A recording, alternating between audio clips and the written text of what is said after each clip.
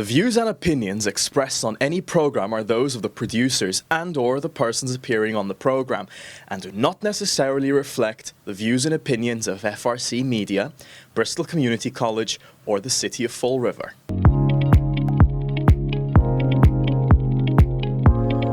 Thank you for joining us today here on FRC Media. As you may know, since he first got elected in 2019, we've had the opportunity to speak on a regular occasion with Fall River Mayor Paul Coogan.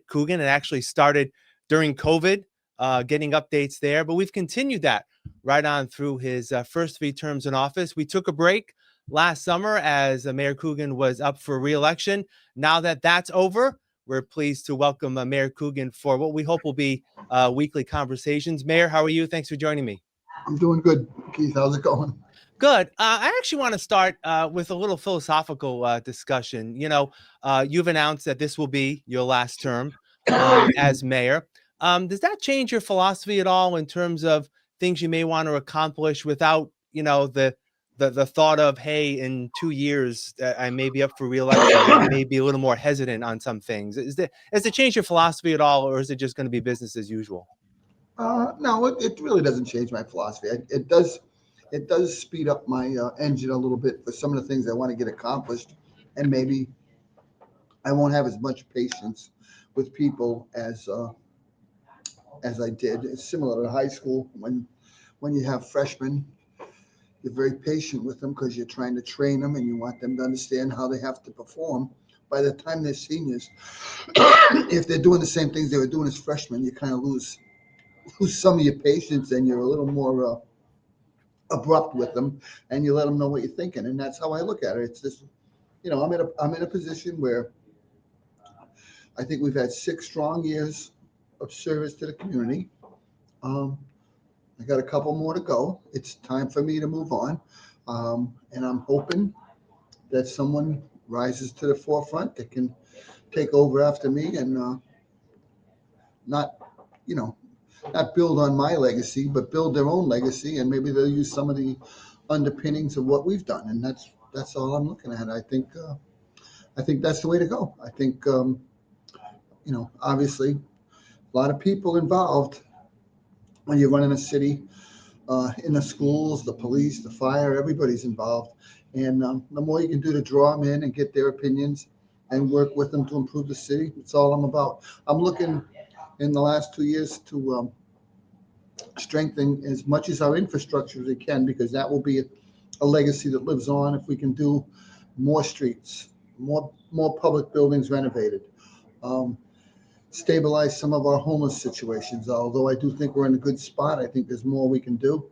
But those are the things I look forward to. Working with the hospitals, working with the state on Route 79. There's just so many things going on. And I'm so proud of where the city is right now. I think we're in a good spot. You know, there are still openings within your administration, primarily a full-time city administrator. With that, 2-year window, I guess what's the update with that? Are you still looking to have someone there full-time? And how could that impact that position with knowing that there could be a new mayor? There will be a new mayor in 2 years. Yeah, we've had a good candidate in a couple of times for interviews. He's met with some of the city councilors. A little more tweaking to do, and I think we may have someone coming up shortly that I'm kind of definitely interested in offering the position to. He's got a strong resume. He's got a good head on his shoulders and a good sense of character and how to deal with problems. I think he'd be the candidate we want to focus on. But we do have to have him meet a couple more of the city councilors, and we'll go forward from there. And it'll be nice. And again, they understand. They run with me at the end of the 2 years. If they're doing good work for the city and whoever our next mayor decides to keep them, that's fine. If not, then when we leave, they leave. So we'll be fine. Yeah.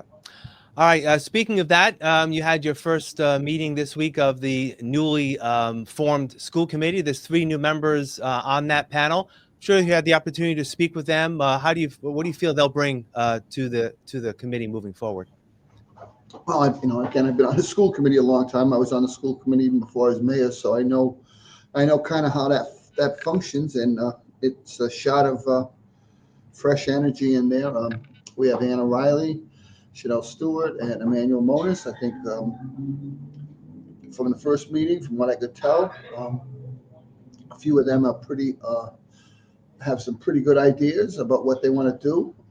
We distributed our subcommittee assignments to all of the members, and it seemed like that went over pretty smoothly. The meeting went pretty well. We had a good executive session where we discussed some things that had been pending for a while. It's like I said, it's new faces. It's a fresh opportunity, and I have tremendous respect for our superintendent, as you know, and I think with this new crew, we can move the schools along. As you know, yesterday, actually, as we're recording this, was the 6-month anniversary of the Gabriel House fire and the tragedy that unfolded there.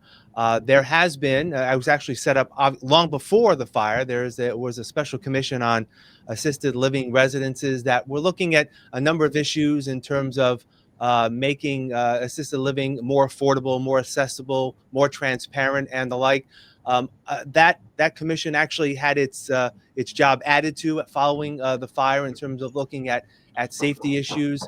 From what you know from the report, in terms of safety and what the city maybe can learn, is there anything there that the city can learn that you think will be impactful moving forward when it comes to dealing with assisted living and public safety issues there? Of course, the city can learn a ton, but I also think the state can learn a ton from us. They used a lot of the ideas from both the recommendations from our public safety people, particularly the fire chief, our building inspectors. They came down. I mean, when we had that initial meeting with the governor here, and people were kicking around ideas. If you look at some of the safety inspections they're talking about, consistent record keeping, posting prices, let people know what it costs, training for staff, making sure they understand things. There's a number of recommendations in that report that I know came out of conversations around the Gabriel House fire in the city of Fall River. And sometimes a little light comes out of a terrible tragedy that we went through, and hopefully this can strengthen programs across the state and make people feel safer and more comfortable when they are in an ALR. And I think that's what this is about. I was down at the Gabriel House yesterday for a little while, and it doesn't look much different. People are keeping the memorial up in front of it, so that's kind of nice. But it was a horrible knock for the city of Fall River, and as I tell everybody, it was my worst day in office being down there for that fire. And again, Fall River works its way through all kinds of crises, and that was just happened to be the worst one. And with the team we had pulling in police, fire, EMS, and the Tomeo Center and our outreach workers, we were able to work our way through it to the best of our ability. And a lot of the recommendations are in that report that was given by the commission. And I think they'll strengthen those programs, whether you're in Springfield, Lawrence, or Fall River, and it's a good idea. There were, since the fire, there's been some changes in terms of staffing within the fire department in terms of minimum standards. I know you've committed to that. Progress tends to move slowly. Any updates? I know that the city was unsuccessful, unfortunately, in getting funding from a SAFER grant for more positions. Can you give us an update on moving those initiatives forward? No, we met with the chief a few times over it. It is hitting the overtime pretty hard, which is why, if you notice, the chief is advocating to get some of these hybrid firemen in, because they don't need to go to training. They go straight into, with minimum training, they get right on a truck for us and pitch in right away to reduce some of the overtime. So that's kind of the bend we're taking right now. We're trying to commit with the commitment we made to the union and the residents of Fall River. We're trying to definitely stay with that. And so far, other than a few glitches, sometimes we may have had a couple of problems with getting people in for the overtime. And to solve that, we're trying to get people onto the trucks as fast as we can. So that's where we stand, and we're holding up our end of the bargain. It seems like the fire department is too. All right, Mayor, as always, I appreciate your time. Happy New Year. I should have said that at the beginning, and we look forward to our conversations moving forward. Have a great day. All right. Thanks, Keith. Appreciate it. All right. And thank you for joining us here at FRC Media. I'm Keith Tebow. Have a great week.